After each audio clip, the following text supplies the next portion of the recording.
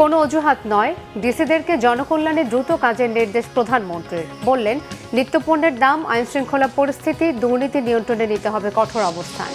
গণমাধ্যম নিয়ন্ত্রণ করবে না সরকার, জানিয়েছেন তথ্যমন্ত্রী। অপতথ্য ও কালো আইনে উদ্বেগ বিশিষ্টজনদের। গণমাধ্যমগুলোকে সরকারের যৌক্তিক সমালোচনার আহ্বান তথ্য উপদেষ্টার।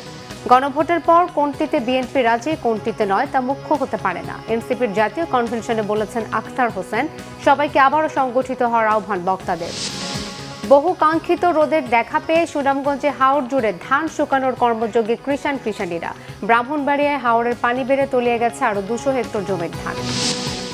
সিলেটের দক্ষিণ সুরমায় ট্রাক পিকআপ মুখোমুখি সংঘর্ষে 8 নির্মাণ শ্রমিকের করুণ মৃত্যু। চাঁপাইনবাবগঞ্জে ট্রাক চাপায় শ্যালক ভগ্নিপতি নিহত। দেখছিলেন ক্রাউন সিমেন্ট সংবাদ শিরোনাম, এবারে বিস্তারিত। আইন কানুনের জটিলতাকে অজুহাত হিসেবে না দেখিয়ে জনকল্যাণের দ্রুততার সাথে কাজ করতে জেলা প্রশাসকদের নির্দেশ দিয়েছেন প্রধানমন্ত্রী তারেক রহমান। নিত্যপণ্যের দাম, আইন শৃঙ্খলা পরিস্থিতি, সিন্ডিকেট ও দুর্নীতি নিয়ন্ত্রণে জেলা প্রশাসকদের কঠোর অবস্থানে থাকারও নির্দেশনা দেন তিনি। তারেক রহমান বলেন, জনপ্রশাসন মাঠ পর্যায়ে কার্যকর ভূমিকা পালন করলে সরকারের বিভিন্ন পদক্ষেপ বাস্তবায়ন এবং জনগণের কাছে এর সুফল পৌঁছে দেওয়া সম্ভব হবে। নাবিল জাহাঙ্গীরের রিপোর্ট। অত্যন্ত গুরুত্বপূর্ণ। রবিবার সকালে ওসমানী স্মৃতি মিলনায়তনে 4 দিনব্যাপী জেলা প্রশাসক সম্মেলন 2026-এ প্রধান অতিথি হিসেবে যোগ দেন প্রধানমন্ত্রী তারেক রহমান। মাননীয় প্রধানমন্ত্রী। সম্মেলনের উদ্বোধনী বক্তব্যে তারেক রহমান বলেন, 12 ফেব্রুয়ারির নির্বাচনে প্রমাণ হয়েছে জনপ্রশাসনের পক্ষে জনরায় বাস্তবায়ন করা সম্ভব। এ সময় জনপ্রশাসনের কর্মকর্তাদের যে কোনো পদে এবং দেশের যে কোনো স্থানে কাজ করার মানসিকতা রাখতে হবে বলে মন্তব্য করেন তিনি। দেশের যে কোনো স্থানেই যে কোনো সময় জনপ্রশাসনের যে কোনো পদে দায়িত্ব পালনের জন্য নিজেদেরকে দয়া করে মানসিকভাবে প্রস্তুত করে রাখুন। প্রয়োজনের অতিরিক্ত আইন কানুন ও জটিলতাকে অজুহাত হিসাবে আমরা ব্যবহার না করি, বরং বাস্তবসম্মত, কার্যকর ও জনস্বার্থ সংশ্লিষ্ট সিদ্ধান্ত গ্রহণের মানসিকতা আমরা প্রশাসনের সকল পর্যায়ে গড়ে তোলার চেষ্টা করি। সরকারি সেবাকে হয়রানি মুক্ত করা এবং প্রতিটি নাগরিকের জন্য সমান সুযোগ নিশ্চিত করা, আমি মনে করি আপনাদের কাজের একটি গুরুত্বপূর্ণ এবং বড় অংশ। যুদ্ধ এবং ফেসিবাদের লুটপাটের ফলে ভঙ্গুর অর্থনীতি নিয়ে বর্তমান সরকারকে কাজ শুরু করতে হয়েছিল উল্লেখ করে প্রধানমন্ত্রী বলেন, জনভোগান্তি না বাড়িয়ে কিভাবে পরিস্থিতি নিয়ন্ত্রণ করা যায় সে লক্ষ্যে কাজ করছে বর্তমান সরকার। ফ্যাসিবাদী শাসনামলে দুর্নীতি, লুটপাট রাষ্ট্র এবং জনগণকে ঋণগ্রস্ত করে ফেলেছিল। সেই শাসনামল 30 লক্ষ কোটি টাকা ঋণের বোঝা নিয়েই বর্তমান সরকার যাত্রা শুরু করেছে। যুদ্ধ পরিস্থিতি থেকে হয়তো এই মুহূর্তে পৃথিবীর কোনো দেশই রক্ষা পায়নি, সব দেশই কম বেশি এফেক্টেড হয়েছে, বাংলাদেশে এফেক্টেড হয়েছে। তবে জনগণের ভোগান্তি না বাড়িয়ে আমরা সকলে মিলে কিভাবে পরিস্থিতির মোকাবেলা করা যায় সেটি হচ্ছে আমাদের চেষ্টা। বা জনগণের যে কোনো ন্যায্য অভিযোগ গুরুত্ব সহকারে প্রতিকারের ব্যবস্থা দয়া করে আপনারা গ্রহণ করবেন। এ সময় দ্রব্যমূল্য, সিন্ডিকেট ও আইন শৃঙ্খলা পরিস্থিতি নিয়ন্ত্রণে জেলা প্রশাসকদের কঠোর ভূমিকা পালনের নির্দেশনা দিয়ে তারেক রহমান বলেন, দুর্নীতিমুক্ত এবং জবাবদিহিমূলক প্রশাসন গড়ে তুলতে সরকার প্রতিশ্রুতিবদ্ধ। দ্রব্যমূল্য নিয়ন্ত্রণ, বাজারের শৃঙ্খলা বজায় রাখা, কৃষকের ন্যায্য মূল্য নিশ্চিত করা অত্যন্ত জরুরি। কোনো ধরনের সিন্ডিকেট বা কৃত্রিম সংকট সৃষ্টির অপচেষ্টা কেউ করতে না পারে, এই জন্য নিয়মিত বাজার তদারকি জোরদার করা প্রয়োজন। শক্তিশালী, জবাবদিহিমূলক কল্যাণ রাষ্ট্র গড়ে তুলতে জনপ্রশাসনকে কার্যকর ভূমিকা রাখার আহ্বান জানান প্রধানমন্ত্রী। রাষ্ট্র সমাজের প্রত্যেকটা মানুষকে রাষ্ট্রীয় সামাজিক নিরাপত্তা বেষ্টনীর মধ্যে নিয়ে আসাই হচ্ছে আমাদের বর্তমান সরকারের লক্ষ্য। নাবিল জাহাঙ্গীর, বাংলা ভিশন, ঢাকা। সরকার গণমাধ্যমে কোনো ধরনের হস্তক্ষেপ করবে না এবং সাংবাদিকদের পেশাগত নিরাপত্তা নিশ্চিত করতে কাজ করবে বলে জানিয়েছেন তথ্য ও সম্প্রচার মন্ত্রী জহিরুদ্দিন স্বপন। বিশ্ব মুক্ত গণমাধ্যম দিবসে স্বাধীন, দায়িত্বশীল ও টেকসই গণমাধ্যম গড়ে তোলার আহ্বান জানিয়েছেন সরকার ও মিডিয়া সংশ্লিষ্টরা। তবে একই সঙ্গে উঠে এসেছে অপতথ্য, কালো আইন, নিরাপত্তাহীনতা ও কাঠামোগত দুর্বলতার মতো বড় চ্যালেঞ্জ। বিস্তারিত আসমা আক্তার নূপুরের রিপোর্টে। মানবাধিকার, উন্নয়ন ও নিরাপত্তার জন্য সংবাদপত্রের স্বাধীনতার প্রসার এবারের বিশ্ব মুক্ত গণমাধ্যম দিবসের প্রতিপাদ্য। রবিবার সকালে সার্কিট হাউস রোডে তথ্য ভবনে আলোচনা সভার আয়োজন করা হয়। আলোচনায় উঠে আসে গণমাধ্যমের অপতথ্য, কালো আইন, নিরাপত্তাহীনতা ও কাঠামোগত দুর্বলতার মতো নানা চ্যালেঞ্জ। উৎকর্ষের সাথে সাথে বক্তারা বলেন, অপতথ্য মোকাবিলা, আইনি সংস্কার এবং পেশাগত নিরাপত্তা নিশ্চিত করতে সরকার, মালিক ও সাংবাদিকদের সমন্বিত উদ্যোগ ছাড়া বিকল্প নেই। বাংলাদেশ ফেডারেল সাংবাদিক ইউনিয়নের মহাসচিব কাদের গনি চৌধুরী কালো আইন বাতিল ও ওয়েজ বোর্ড বাস্তবায়নের দাবি জানান। দুটো প্রতি আগুন না জ্বালাতে আজকে 3 ধাপ পিছিয়েছে, 3 ধাপ না পেতে 17 ধাপ আগাতে পারত। কারণ এটা সত্য কথা, স্বাধীন বাংলাদেশে এত স্বাধীনতার সাংবাদিকরা অতীতে ভোগ করছেন আমার জানা নেই। সরকারকে সহযোগিতা করেছে এবং দালালি করেছে, যার ফলে কিন্তু যে ব্যাকবন, মানে এই যে সংবাদ মাধ্যমের যে ব্যাকবন বা তারা সেইভাবে প্রতিবাদ করতে পারে নাই, যার ফলে কিন্তু এই গণমাধ্যম সম্পূর্ণ কন্ট্রোল করে ফেলেছিল স্বৈর সরকার। অনুগত সাংবাদিকতা সরকারকে কোনো অবস্থাতেই মাইলেজ দিবে না। তারা এখন যেভাবে স্বাধীনতা নিশ্চিত করেছেন, তা যদি অব্যাহত থাকে তাহলে বাংলাদেশ অনেক দূর এগিয়ে যাবে। প্রেস কাউন্সিল চেয়ারম্যান বিচারপতি AKM আব্দুল হাকিম বলেন, গণতন্ত্রের জন্য গণমাধ্যমের স্বাধীনতা অপরিহার্য। অনলাইন মিডিয়ার জন্য নীতিমালা প্রণয়নেরও তাগিদ দেন তিনি। শহরের সংবাদ মাধ্যম এবং অনুকূল পরিবেশ ও টেকসই গণমাধ্যম ব্যবস্থা, শহরের সংবাদ মাধ্যম এবং প্রতিষ্ঠানের নিরাপত্তা নিয়ে আমরা যতটা আলোচনা করি, ঠিক ততটা আমরা স্থানীয় কমিউনিটির মাধ্যমে আলোচনা করি না। অবশ্যই এটা চিন্তা করতে হবে। তথ্য ও সম্প্রচার মন্ত্রী জহিরুদ্দিন স্বপন বলেন, ডিজিটাল যুগে মিস ইনফরমেশন গণতন্ত্রের জন্য বড় হুমকি। গণমাধ্যমের স্বাধীনতা নিশ্চিত করতে সরকার কাজ করছে বলেও জানান তিনি। গণমাধ্যম খাতে সংস্কারের জন্য একটি পরামর্শ কমিটি গঠনের প্রস্তাবও দেন তিনি। যেহেতু এটা ইন্ডাস্ট্রি, ফলে এখানে তো শ্রম আইন থাকবে, এখানে ওয়েজ বোর্ড থাকবে, এখানে তো একটা নিয়মের মধ্যে দিয়ে চলতে হবে। আবার এই ইন্ডাস্ট্রি তো নিশ্চয়ই গার্মেন্টস ইন্ডাস্ট্রির মতো না। সেখানে তো এই ধরনের ইন্ডাস্ট্রি, এটা তো কোনো যত না বেশি লাভজনক, তার চাইতে একটা অনেক বেশি আর্থসামাজিক গুরুত্বপূর্ণ প্রতিষ্ঠান। রাষ্ট্রের এই প্রতিষ্ঠান, এই শিল্পকে অবশ্যই ফেসিলিটিস দিতে হবে। এটার সঙ্গে যত না বেশি মুনাফা জড়িত, তার চাইতে অনেক বেশি রাষ্ট্র এবং সমাজ পুনর্গঠনের দায়িত্ব নিহিত আছে। মন্ত্রী সকল অংশীজনকে ঐক্যবদ্ধভাবে কাজ করার আহ্বান জানান, যাতে একটি স্বাধীন, দায়িত্বশীল ও শক্তিশালী গণমাধ্যম ব্যবস্থা গড়ে তোলা যায়। Without data any information is nothing but opinion. Asma Akter Nupur, Bangla Vision, Dhaka. বিশ্ব মুক্ত গণমাধ্যম দিবস আজ। এবছর দিবসটির প্রতিপাদ্য শান্তিপূর্ণ ভবিষ্যৎ গঠন, মানবাধিকার, উন্নয়ন ও নিরাপত্তার জন্য সংবাদপত্র স্বাধীনতার প্রসার। দিনটি উপলক্ষে দেয়া বাণীতে তথ্য ও সম্প্রচার মন্ত্রী জহিরুদ্দিন স্বপন বলেছেন, একটি আধুনিক সভ্য রাষ্ট্রের জন্য স্বাধীন ও মুক্ত গণমাধ্যম অপরিহার্য। গণতান্ত্রিক প্রক্রিয়াকে সচল রাখতে এবং রাষ্ট্রকে সঠিক পথে পরিচালিত করতে গণমাধ্যমের ভূমিকা অনস্বীকার্য বলে উল্লেখ করেন তিনি। সংস্কৃতি প্রতিষ্ঠায় প্রধান সহযাত্রী স্বাধীন ও দায়িত্বশীল গণমাধ্যম।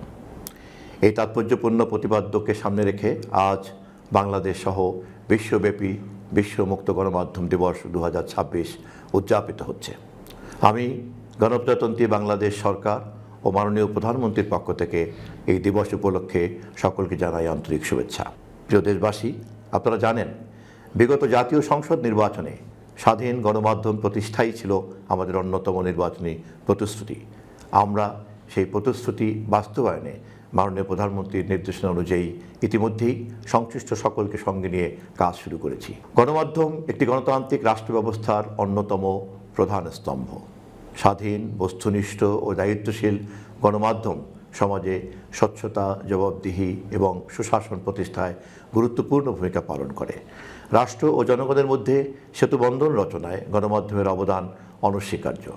একই সঙ্গে উন্নয়ন কার্যক্রম এবং নাগরিক অধিকার বিষয়ে সচেতনতা সৃষ্টিতেও গণমাধ্যম অগ্রণী ভূমিকা পালন করে আসছে। বর্তমান বিশ্বে তথ্য প্রযুক্তির অভূতপূর্ব বিকাশ গণমাধ্যমকে দিয়েছে নতুন মাত্রা। ডিজিটাল প্ল্যাটফর্ম, সামাজিক যোগাযোগ মাধ্যম এবং অনলাইন সংবাদ মাধ্যমের প্রসারে তথ্য প্রবাহ হয়েছে দ্রুততর ও বহুমাত্রিক। এই বাস্তবতায় গণমাধ্যমের স্বাধীনতা যেমন অপরিহার্য, তেমনি দায়িত্বশীলতাও সমান গুরুত্বপূর্ণ। আসুন আমরা সবাই মিলে সত্য ও ন্যায়ের পক্ষে দৃঢ় অবস্থান গ্রহণ করি। মুক্ত গণমাধ্যম ও জবাবদিহির সংস্কৃতি প্রতিষ্ঠায় দায়িত্বশীলতার সঙ্গে অবাধ তথ্য প্রবাহ নিশ্চিত করি। গত 25 বছরের মধ্যে গণমাধ্যম এবার সবচেয়ে খারাপ অবস্থানে উল্লেখ করে সব গণমাধ্যমকে সরকারের যৌক্তিক সমালোচনা করার আহ্বান জানিয়েছেন প্রধানমন্ত্রীর তথ্য উপদেষ্টা ডাক্তার জাহিদুর রহমান। দুপুরে বিশ্ব মুক্ত গণমাধ্যম দিবস 2026 উপলক্ষে ইউনেস্কো ও টিআইবির যৌথ আয়োজনে টিআইবির কার্যালয়ে বিশেষ আলোচনা সভায় একথা বলেন তিনি। গণমাধ্যমের পক্ষ থেকে একটি নীতিমালা দরকার বলেও জানান জাহিদুর রহমান। এ সময় মিডিয়া সংস্কার নিয়ে কাজ হচ্ছে জানিয়ে তিনি বলেন, গণমাধ্যম সংস্কার সুপারিশ বাস্তবায়ন নিয়ে সরকারের কোনো অনীহা নেই। এ সময় আটক সাংবাদিকদের নিয়েও কথা বলেন তিনি।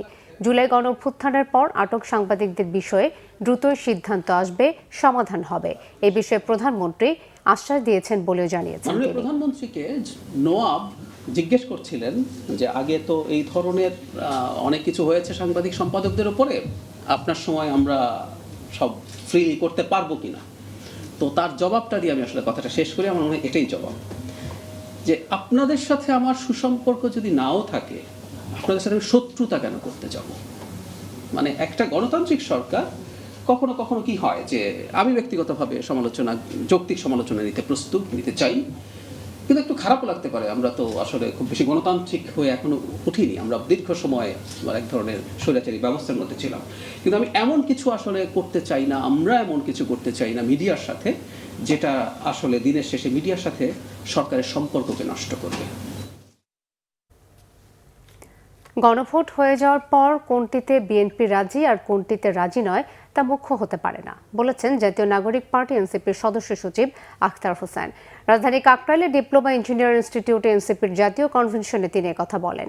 নির্বাচনের আগে বিএনপি গণভোটে নায়ের পক্ষে গেলে তারা জনবিচ্ছিন্ন হয়ে যেতে বলেও মন্তব্য করেন আখতার হোসেন। এসব অন্য বক্তারা বাংলাদেশে আগামীতে মেগা প্রকল্পের নামে মেগা দুর্নীতি যেন না হয় সে ব্যাপারে সোচ্চার থাকার আহ্বান জানান। সবাইকে আবারও সংগঠিত হওয়ার আহ্বান জানিয়ে হুঁশিয়ারি দেন, নতুন করে কেউ যেন শেখ হাসিনা হতে না পারে।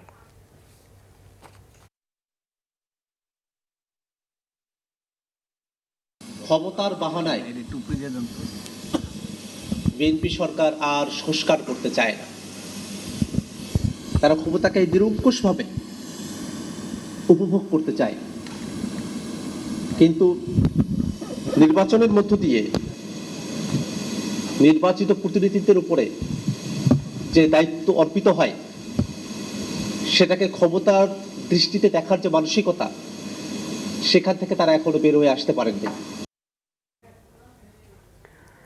জলাবদ্ধতার পানিতে তলিয়ে যাওয়া ধান কেটেও বিপদে ছিলেন হাওরের কৃষকরা।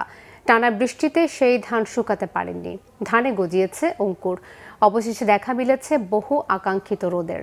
হাওর জুড়ে কর্মযজ্ঞে নেমেছেন কৃষাণীরা। অন্যদিকে ব্রাহ্মণবাড়িয়ায় হাওরের পানি বেড়ে আরও 200 হেক্টর জমির ধান তলিয়ে গেছে। সুনামগঞ্জ প্রতিনিধি মাসুম হেলাল ও ব্রাহ্মণবাড়িয়া প্রতিনিধি আশিকুল ইসলামের তথ্য ছবিতে ডেস্ক রিপোর্ট। অবশেষে রবিবার সকাল থেকে আকাশে উঠেছে ঝলমলে রোদ। আসমান ভরা রোদ নয়, যেন সোনার হরিণের দেখা পেলেন হাওরের কৃষিজীবী মানুষ। এমন সোনালী রোদে উজ্জীবিত কৃষাণীরা। মাড়াই করা ধান শুকাতে এখন সব বয়সের মানুষের মেলা বসেছে হাওরের খলায় খলায়। মহাসড়কের একাংশে ভেজা ধান শুকাচ্ছেন কৃষকরা। বাংলা ভিশনকে জানালেন তাদের সীমাহীন ক্ষতি বঞ্চনার কথা। প্রধানমন্ত্রীর কাছে সাহায্যের আকুল আবেদন তাদের। আজকে যে রোদ দিছে, এই রোদে আমরা অনেক খুশিতে আমরা বুক পাইতে 5-6 বছরেও এটা মানে খাবার হইতো না। অনেক মানুষ অনাহারে গরিব মানুষ রে নুন কইরা দান্নাতে খাইনা করছে। প্রধানমন্ত্রীর কাছে আমরা এমপি সাহেব যা গিয়া একটা ব্যবস্থা করুক, আমরা গরিব মানুষ যাতে বাঁচার একটা ব্যবস্থা করুক। 1 মাসের টানা বৃষ্টিতে সৃষ্ট জলাবদ্ধতায় তলিয়ে যাওয়া ধান যেটুকু কেটে নিয়েছিলেন কৃষকরা, রোদের অভাবে সেই ধান শুকাতে পারেননি তারা। অনেকের ধানে অঙ্কুর গজিয়েছে, অনেকটা আবার পচে দুর্গন্ধ ছড়াচ্ছে। কৃষি বিভাগের তথ্য মতে বৃষ্টির পানিতে ক্ষয়ক্ষতি হয়েছে প্রায় ১৯,০০০ হেক্টর জমির ফসল, কাটা হয়েছে ৭৪% জমির ধান।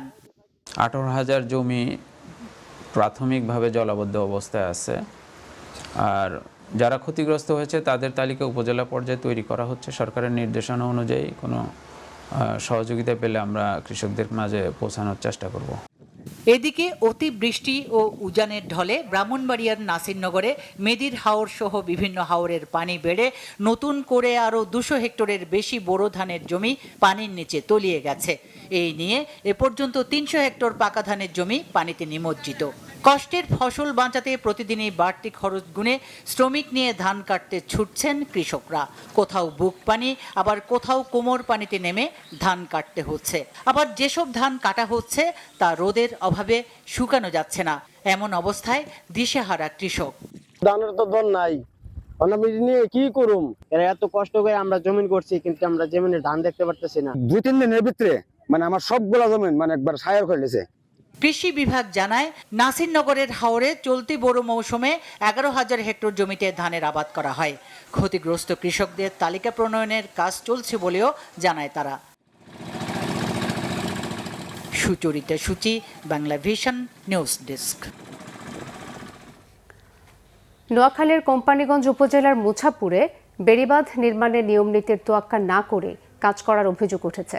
বসতবাড়ি, ফসলি জমি, পুকুর, এমনকি কবরস্থান থেকে মাটি তুলে এই কাজে ব্যবহার হচ্ছে এমন অভিযোগ স্থানীয়দের। এতে আসন্ন বর্ষা মৌসুমে বাঁধ ধসে পড়ার শঙ্কায় তারা। এদিকে অভিযোগের সত্যতা স্বীকার করলেও পানি উন্নয়ন বোর্ডের কার্যকর তেমন কোনো পদক্ষেপ এখনও দেখা যাচ্ছে না। নোয়াখালী দক্ষিণ থেকে সহকর্মী মাওলা সুজনের রিপোর্টে দেখুন বিস্তারিত।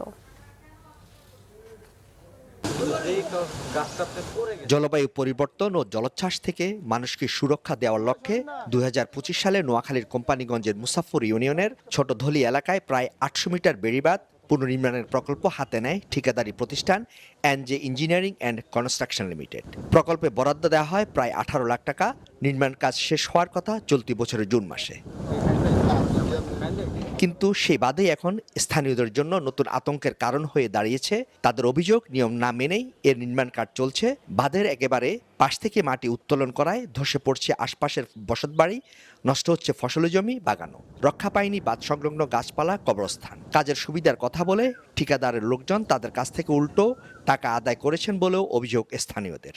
সতলা ছিল, এরপরে মানুষের পুকুরের ফাট ছিল, কবরস্থান ছিল, এরা এগুলি সব কাটিয়ে আনি এখানে উপরে ভরাট করতেছে। গাছ গাছা সব ফালাই দিছে, কইছি ভাই গাছ গাছও ফালাই দিছে, ঠিক আছে, আমার উড়ান এই গোদুয়ার তুমি মাটিটা লইস না, হেরাক লইয়া লাইতে হইব, এটা সরকারের অর্ডার লইয়া লাইতে হইব। জোরে যদি একটা বাড়ি বর্ষণ হয়, একদিনের বাড়ি বর্ষণ এই রাস্তা মাটি সরিয়ে দেবে, রাস্তা মাটি সরিয়ে দেবে। আমি বাধা দিছি, আর আমার কয়েকজন কি আপনি এখানে বাধা দিবার কেউ নাই, এটা সরকারি কাম, এটা সরকারে বুঝবো। বাড়ির উঠান থেকে মাটি নিয়ে বেড়ি করেছে কেন? হাজার হাজার একর জমি আছে এবং হাজার হাজার ঘরবাড়ি আছে, এগুলা সব নষ্ট হয়ে যাবে। এসব অভিযোগ অস্বীকার করেছে ঠিকাদারি প্রতিষ্ঠান। কাজের স্বার্থে যা প্রয়োজন সেভাবে কাজটি করছেন বলে দাবি তাদের।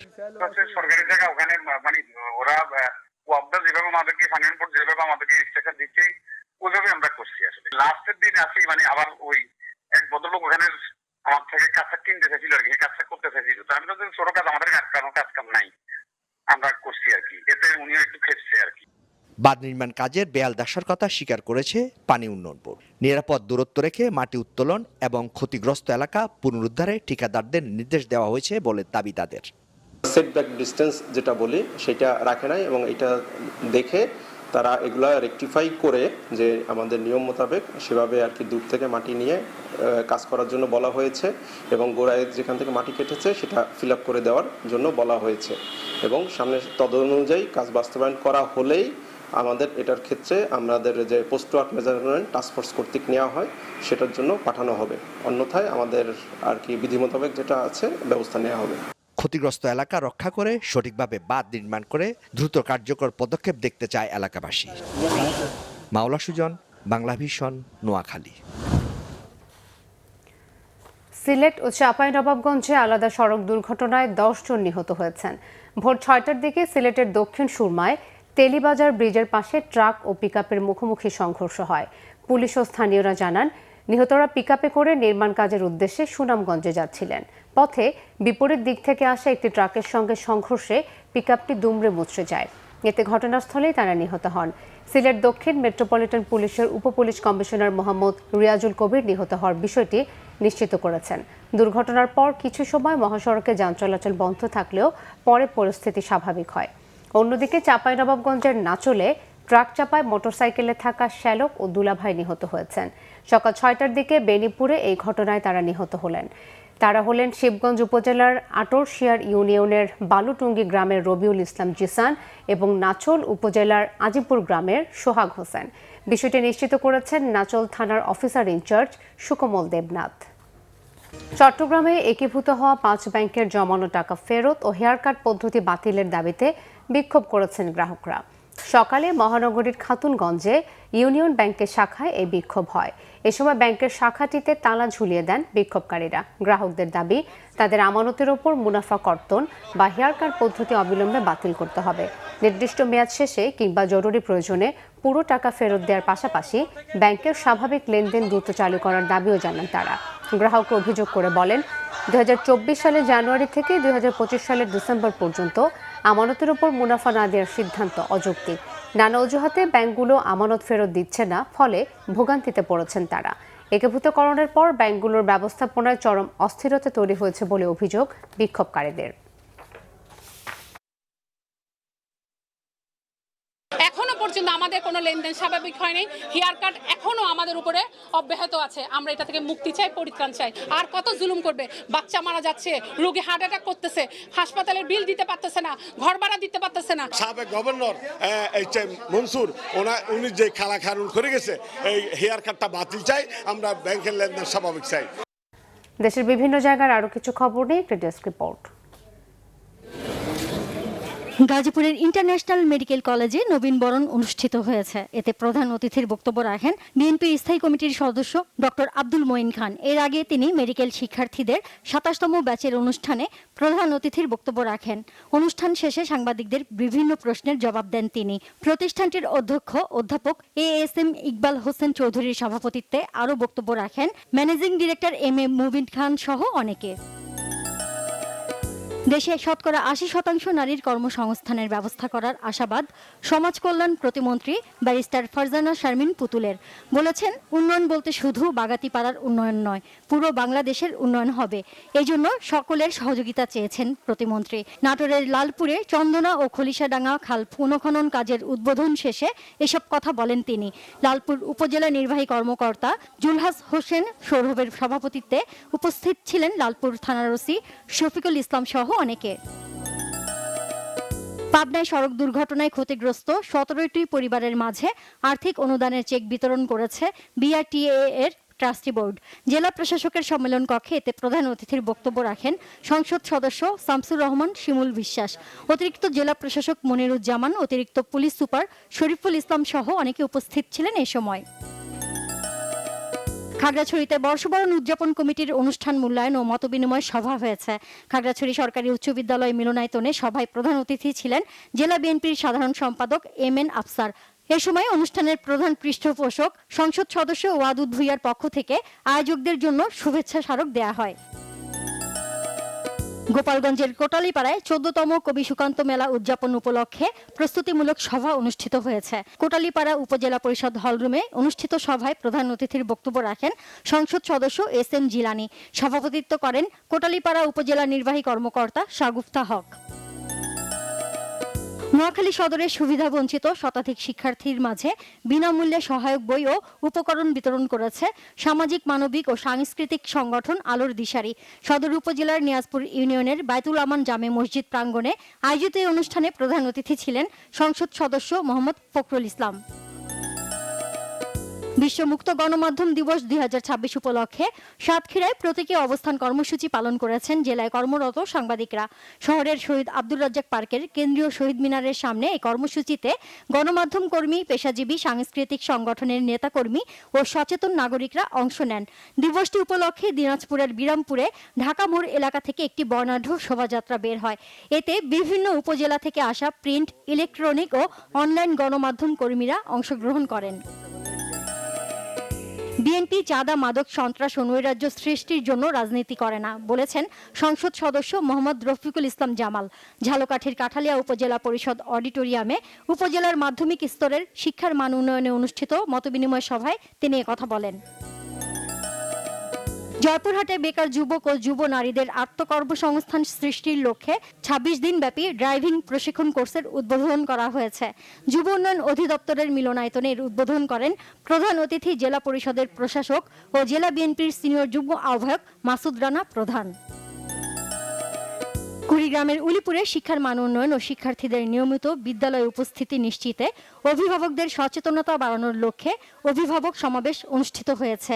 উপজেলার তবকপুর সর্দারপাড়া সরকারি প্রাথমিক বিদ্যালয়ে এই সমাবেশ অনুষ্ঠিত হয়। এর আয়োজন করে দি হাঙ্গার প্রজেক্ট বাংলাদেশ ও ইউএনডিপি। সমাবেশে বিদ্যালয়ের শিক্ষক, অভিভাবক ও স্থানীয় গণ্যমান্য ব্যক্তিরা অংশ নেন। চাঁপাইনবাবগঞ্জের শিবগঞ্জ উপজেলার তেলকুপি এলাকায় অবস্থিত তেলকুপি কলমোদর আলিম মাদ্রাসায় গোপন নিয়োগ, অনিয়ম, দুর্নীতি, স্বজনপ্রীতি ও স্বৈরাচারী আচরণের অভিযোগ এনে ও অধ্যক্ষ আব্দুর রহিমের বহিষ্কারের দাবিতে মানববন্ধন করেছে সর্বস্তরের জনগণ। মাদ্রাসার সামনের সড়কে কর্মসূচিতে স্থানীয় এলাকাবাসী, শিক্ষার্থী সহ কয়েক শতাধিক মানুষ অংশ নেন। Naznin Akter, Bangla Vision news desk. সংবাদ শেষ করব ক্রাউন সিমেন্ট শিরোনামগুলো আরো একবার জানিয়ে। কোনো অজুহাত নয়, ডিসিদেরকে জনকল্যাণে দ্রুত কাজের নির্দেশ প্রধানমন্ত্রীর। বললেন, নিত্যপণ্যের দাম, আইনশৃঙ্খলা পরিস্থিতি, দুর্নীতি নিয়ন্ত্রণে নিতে হবে কঠোর অবস্থান। গণমাধ্যম নিয়ন্ত্রণ করবে না সরকার, জানিয়েছেন তথ্যমন্ত্রী। অপতথ্য ও কালো আইনে উদ্বেগ বিশিষ্টজনদের। গণমাধ্যমগুলোকে সরকারের যৌক্তিক সমালোচনার আহ্বান তথ্য উপদেষ্টার। গণভোটের পর কোনটিতে বিএনপি রাজি, কোনটিতে নয় তা মুখ্য হতে পারে না, এনসিপির জাতীয় কনভেনশনে বলেছেন আখতার হোসেন। সবাইকে আবারও সংগঠিত হওয়ার আহ্বান বক্তাদের। বহু কাঙ্ক্ষিত রোদের দেখা পেয়ে সুনামগঞ্জে হাওর জুড়ে ধান শুকানোর কর্মযোগী কৃষাণীরা। ব্রাহ্মণবাড়িয়ায় হাওরের পানি বেড়ে তলিয়ে গেছে আরও ২০০ হেক্টর জমির ধান। সিলেটের দক্ষিণ সুরমায় ট্রাক পিকআপ মুখোমুখি সংঘর্ষে ৮ নির্মাণ শ্রমিকের করুণ মৃত্যু। চাঁপাইনবাবগঞ্জে ট্রাক চাপায় শ্যালক, ভগ্নিপতি নিহত। এই ছিল এখনকার মতো। পরের সংবাদ সন্ধ্যা 7:30টায় দেখার আমন্ত্রণ রইল। এছাড়া বাংলা ভিশন সংবাদ ও সংবাদ সংশ্লিষ্ট অনুষ্ঠান দেখতে ভিজিট করুন www.bvnews24.com ও facebook.com/banglavisionnews এবং সাবস্ক্রাইব করুন youtube.com/banglavisionnews।